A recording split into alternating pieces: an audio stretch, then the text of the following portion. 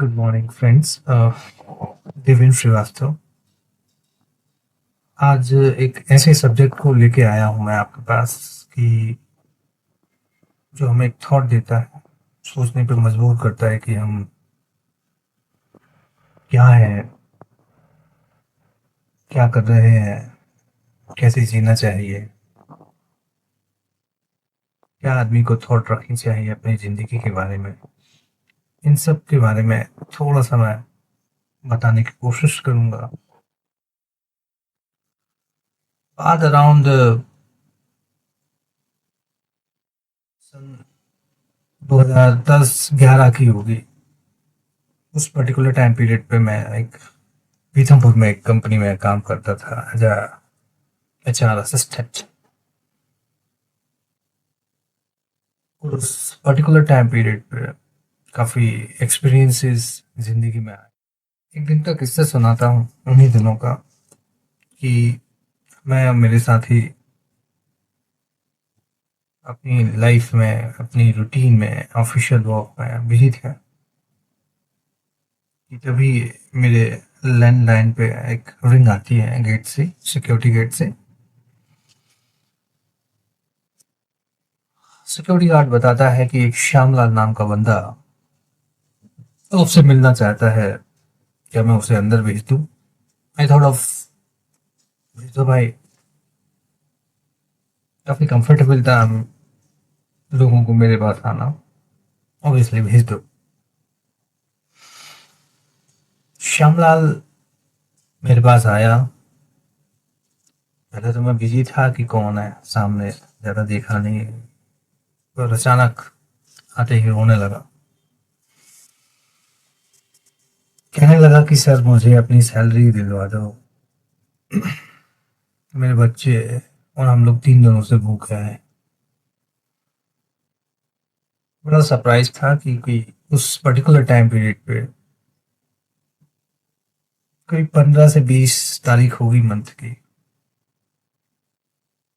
और in the middle of the month it is difficult for us to give salaries or wages to the workers। तो मैंने कहा भाई यार, in the mid of this month हम कैसे दे दें भाई, हमारी तो कोई पॉलिसी ही नहीं है। आपको सैलरी मिलेगी तो आपके मंथ के एंड पर, कैसे दे सकता हूँ। कुछ मुझे डाउट हो रहा था कि शायद ये झूठ बोल रहा है शुरुआत में, कि 3 दिनों से कुछ नहीं खाया। और उससे बात करते हुए रियलाइज हुआ कि वाकई में उसने 3 दिनों से कुछ नहीं खाया था, उसकी फैमिली ने कुछ नहीं खाया था। ही वॉज जस्ट क्राइंग, रोने लगा। सर मर जाएंगे, 3 दिनों से कुछ नहीं खाया, मेरा 6 महीने का बच्चा भी भूखा है। ये बात सुनते ही मेरे पास ही बैठे मेरे साथी ने बोला, बेवकूफ बनाता है, 6 महीने का बच्चा खाना खाता है क्या। बात उसकी स्वाभाविक थी पूछना। और श्यामलाल जो रिप्लाई देता है वो पूरी आपकी मेरी जिंदगी बदल दी। सर उसने भी 3 दिन से कुछ खाया नहीं है, खाने के कारण उसकी छाती से दूध भी सूख गया है, वो दूध नहीं बना पा रही है, इसलिए भूखा है बच्चा। That was very heart breaking for me to listen. बड़ा दुख हुआ यार कि ऐसा भी होता है। तब तक मैं समझ चुका था कि श्यामलाल जो बोल रहा है जेन्युइनली बहुत ही सत्य है, सच बोल रहा है। रोता हुआ बोलता है सर दे दो। समझ चुके थे, ज्यादा देर नहीं लगाई हमने,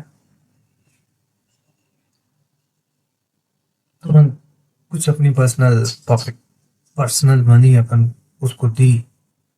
एज वेल कोशिश की कि उसे कुछ वेजेस का एडवांस मिल जाए। ये सब करने के बाद में वो लड़का चला तो गया, पर एक भार मन को देता गया। एक भार जो सोचने पे मजबूर करता है कि देखो, हम अपनी परेशानियों में उलझे रहते हैं, और हम में से अमूमन हर किसी को लगता है कि उनकी परेशानियां बहुत बड़ी है।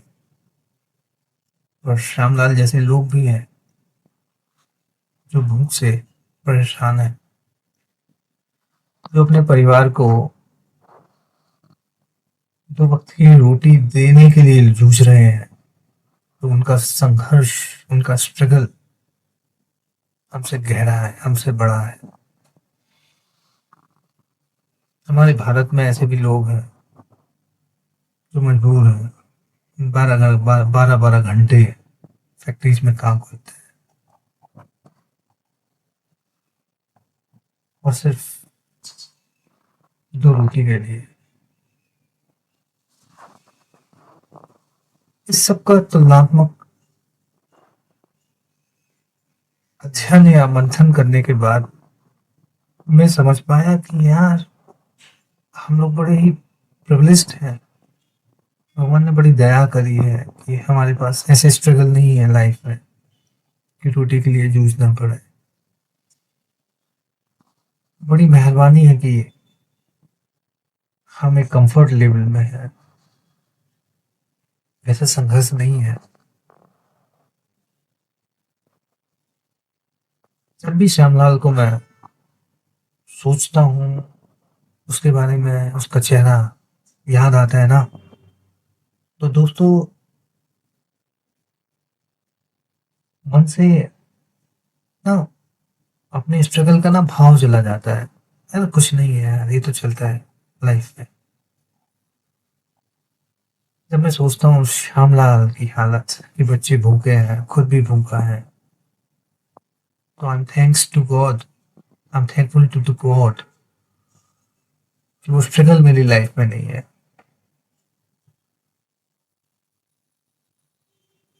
नहीं देता है, आपको सोचने का पर्सपेक्टिव बदलता है।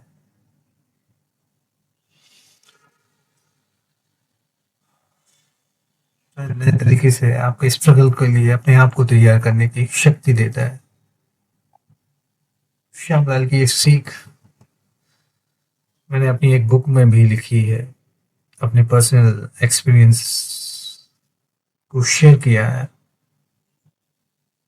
बुक का नाम भी बता देता हूँ, चलो। I have had this book, चार सिनारियो।